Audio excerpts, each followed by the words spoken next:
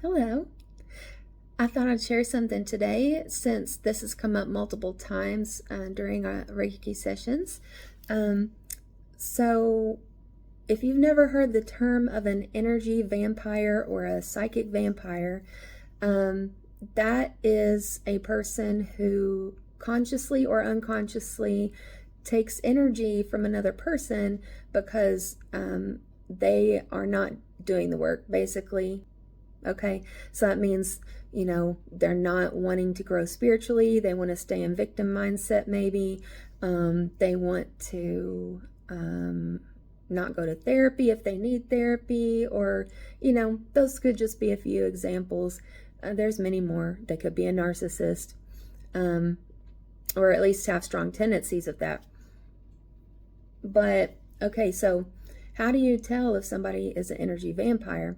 The best way I personally know is, like if a person is in your life and after every interaction with you, if you feel completely drained or significantly drained of energy, you're so tired, and it consistently happens around the same person every time, more than likely they're an energy vampire. And like I said, the vast majority of people don't realize that they are energy vampires because they're just going through life just like the rest of us.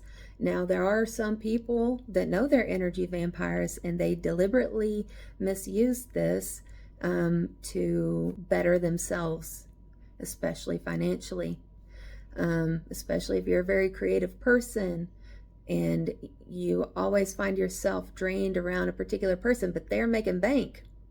Maybe take that as a sign of what you could be doing with your life if you were not allowing this other person to steal your energy, right? Okay. So how do you stop people from taking your energy? Well, one thing is to learn good shielding. So you can do this as simply as imagining a bright, brilliant white light surrounding you in a bubble at all times, and imagine any negativity or dark energy just bouncing off of that. That's like the simplest way you can start to protect yourself. If you want a little bit of a more advanced type of shielding, I personally use the Merkabah, I think is how it's said. I don't know. But anyway, it's Metatron's Merkabah, and it's two 3D pyramids interlocked. So one pyramid is pointing up, one is pointing down, representing the masculine and the feminine. And when you imagine that shield, you can imagine the top one, the one pointed upward, is spinning clockwise, and then the bottom one is spinning counterclockwise, and that creates a very powerful shield. It is known throughout like different maybe not biblical texts, but different religious texts. So that's a little bit of a more advanced shield. You envision yourself in the very center of those two triangles, and then the shield rotating around you, right? So of course, what's going to happen if something hits that shield? It's going to bounce and fly off, maybe back to the person it came from. I don't know. I never set that intention. I'll let my guides take care of that. But how do you get that energy out of you whenever it's already stuck? Okay, so this is not a Reiki technique, and none of what I'm discussing is a Reiki technique. These are just general spiritual things that I've learned. This next technique is kind of mixed into some shamanism. So you can imagine your dominant hand as a knife, right? Knife hand. And then your solar plexus, or your gut, that's where your upper abdomen is. So the yellow chakra. You can imagine that there are shadowy cords attached to you, and that as you bring your arm down, you are cutting all those shadowy cords away from your body. The way people get these attached into you are they will get in a fight with you. They will start trauma dumping on you, right? Get that empathy. They'll get the empathy going, or like the low emotional vibrations triggered. So if you find yourself around somebody that's constantly starting fights with you, constantly making you feel in a low energy, and you constantly feel depleted, more than likely they are an energy vampire. Like I said, whether they know it or not.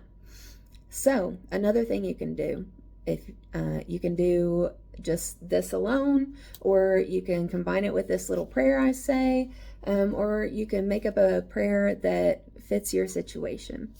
The prayer I say is, I call back my power from all space, time, and dimensions. I cut any cords of anyone who is harmful to me or who I am harming with my energy, or something akin to that, okay? And the reason I say anyone that I am harming, because guess what?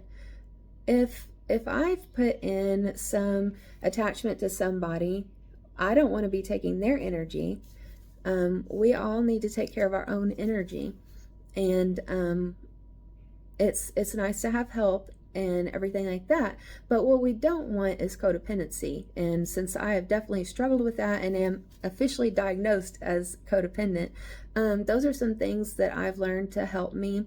And what those cord cuttings do is they help you put in emotional boundaries, and they help you take an emotional step back to see what patterns you're engaged in, and in some cases how you're being manipulated by others. So that's just some general advice. There's far more advice about cord cuttings. Some people use candles. Some people use, the candles and the thread. Some people use maybe thread and scissors. Like, there's just a lot of different ways to not only do a cord cutting, but also spiritually protect yourself. So these are just some foundational things that may help you, but I encourage you to keep exploring so that you find what is best for you. And I hope you have a great day.